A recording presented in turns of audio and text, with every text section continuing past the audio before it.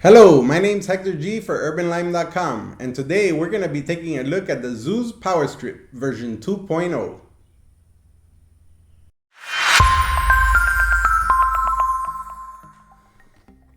Alright, so let's take a quick look at the hardware.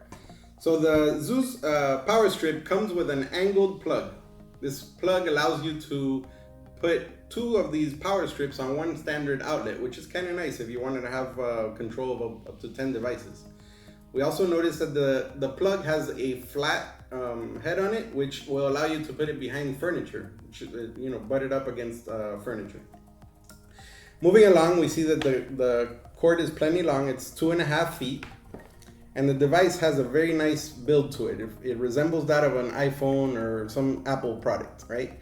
It's got a shiny, glossy look to it, and it's actually a really nice build. We can see that the device has an on-off or reset button. This is basically, it'll turn off the entire unit, including the USB plugs, and it also doubles as a reset for whenever the device trips if it goes over a certain wattage. By default, that wattage is 1,800 watts. Moving along, we see the two USB plugs. The two USB plugs will have a 2.1 amp limit combined. And then we can see that we have the 5 individual outlets, each of which has a status light, and that status light actually doubles as a button, which will allow you to turn on and off the unit. So right now, obviously I don't have it plugged in, but when I plug it in, you're gonna see those lights turn on and off. Moving to the back, we see that we have the 2 mounting holes. This will allow you to mount it vertically or horizontally on any wall or furniture that you may have. The unit does have the latest Z-Wave plug, Z-Wave Plus chip, and it also features S2 security. We see that the unit is listed with ETL. So ETL is the same thing as Underwriter Laboratories, except ETL usually will test the units quicker than Underwriter Laboratories. So a lot of manufacturers will go that route just because it'll allow them to get the unit into production quicker.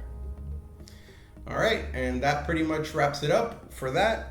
One thing we wanted to note is, so today it has hub compatibility with Home Assistant, Home Seer, SmartThings, Vera Plus, Vera Secure, Wink. However, the Wink does not allow energy reports, and they have tested it with Vivint, ADT, and 2GIG, and then those last 3 do not work with this device. Now, you're gonna see in our testing that we actually set it up with OpenHAB, which is not listed. However, if you're running on the latest snapshot, you are gonna get that, be able to get that to work. All right, so let's go ahead and take a look at the actual workings of the unit. The inclusion of the device was fairly simple. You basically put your hub in inclusion mode, and then you're gonna hit the channel 1 button 3 times. That's gonna make all your status symbols light up blue, and they're gonna flash up until the point where your device gets included into your hub. You're gonna get a main switch, a kilowatt hour rating, and a wattage rating for your main hub, as well as each of your individual outlets. So you're gonna get a lot of switches showing up in your hub when you include this device.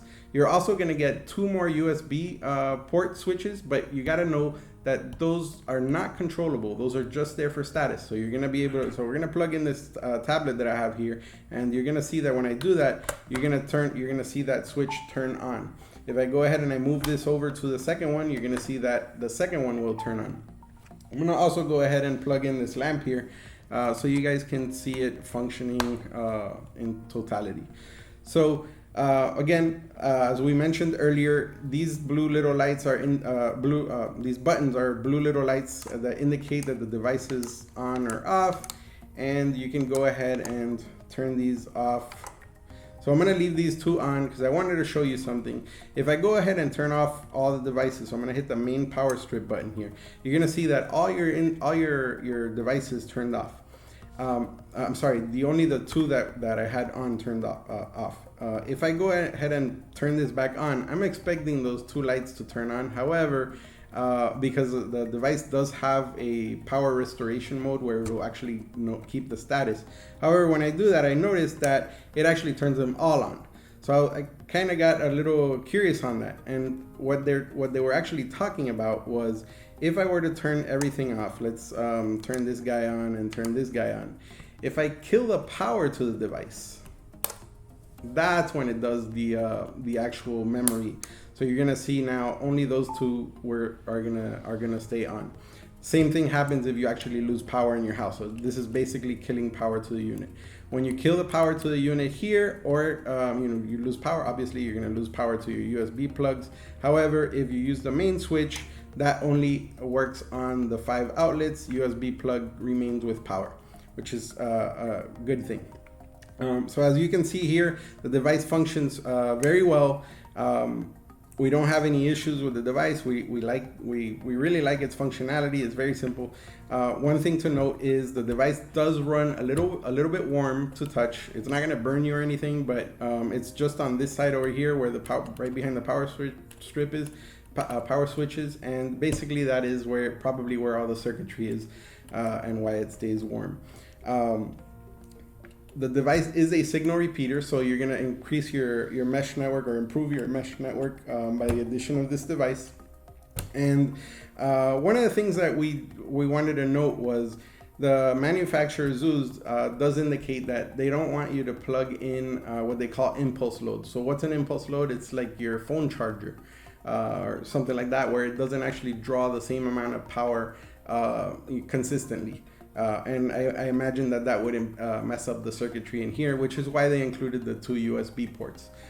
So another thing is they do not want you to be plugging in motors or hair dryers. So basically things, motors or things with a heating element like a blow dryer or a toaster, they don't want you to put those in there because it will mess up the unit.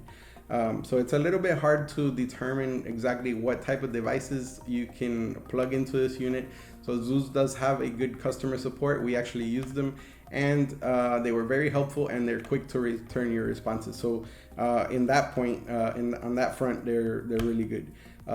Overall, we really like the unit, and we highly recommend it, especially at the price point. I mean, if you were to buy just 2 regular Z-Wave controllable outlets, you're gonna probably exceed the price of this unit. So again, really nice unit. We really like it, and we hope if this is something you're looking for, we do recommend it. So either way, that pretty much wraps it up. So if you like the video, please make sure you like and subscribe, and we'll see you next time.